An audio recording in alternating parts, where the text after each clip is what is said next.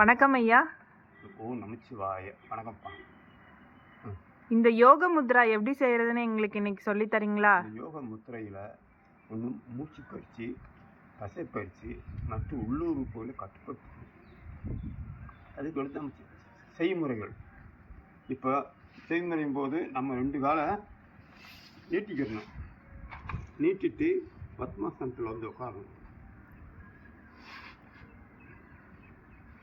பத்மாசனம் உட்கார்ந்த பிறகு அதுக்கடுத்து நம்ம இடது கையை பின்புறம் வைக்கணும்.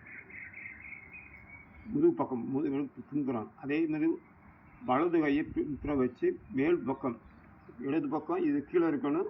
இடது பக்கம் விரல் அதுக்கு மேல் பக்கம் வைக்கணும். இப்படி நேராக வந்து இப்போ நம்ம இந்த யோக முத்திரைக்கு போகிறோம். மூச்சையை உள்ளே இழுத்துக்கணும்.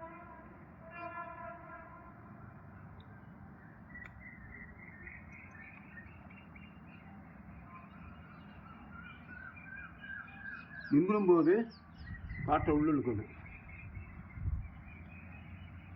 அப்படி குனியும் போது காற்றை வெளியே விட்டுணும்.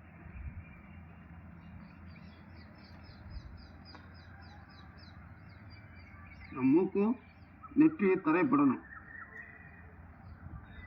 நிமிரும் போது அப்படி காற்று மூச்சு இழுத்துக்கணும். இப்படி இந்த பயிற்சி முடிஞ்ச பிறகு நார்மலாக வந்து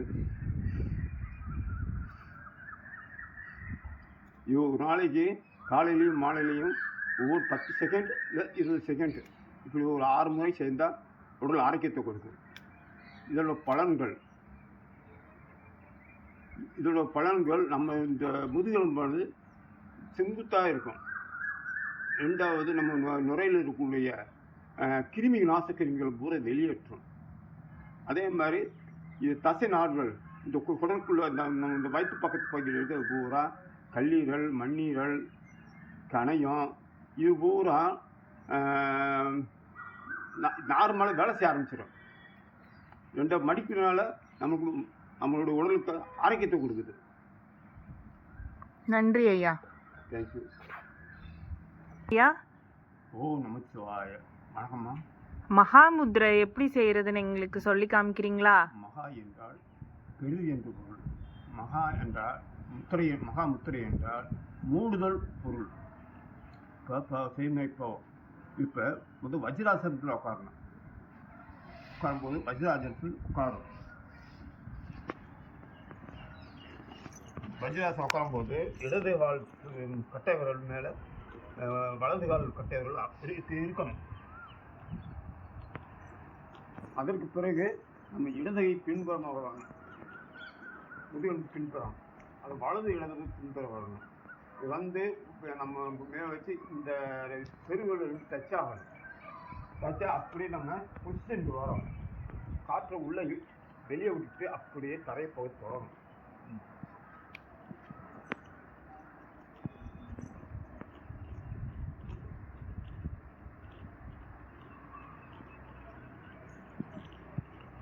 காற்றை உள்ளுக்கு இருக்கணும்.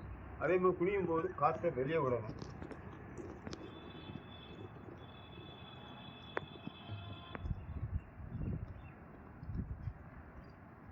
இப்படி எந்திக்கும் போது காற்றை உள்ள இருக்கணும். இப்படி ஒரு இந்த பயிற்சி பண்ணும்போது ஒரு 6 வினாடி 7 வினாடி போதும். இப்படி ஒரு 6 தடவை செய்தால் போதும். காலையில் மாலை செஞ்சால் ஒரு ஆரோக்கியத்தை கொடுக்கும். மற்ற எந்த நோய் நொடிகள் எதுவும் பக்கத்தில் வராது. நன்றி ஐயா. ஓ தேங்க்யூ. வயிற்றில் உள்ள அக்கினி சுரப்பி, கல்லீரல் இதோடு தான் இயங்கும். 2வது நம்ம காலுடைய வலியை நீக்கும். முட்டியில் உள்ள வலியை நீக்கும். தட்டை பாதங்கள் இருக்குள்ள அது சரி செய்யும் இந்த பயிற்சினால. நன்றி ஐயா. தேங்க்யூ.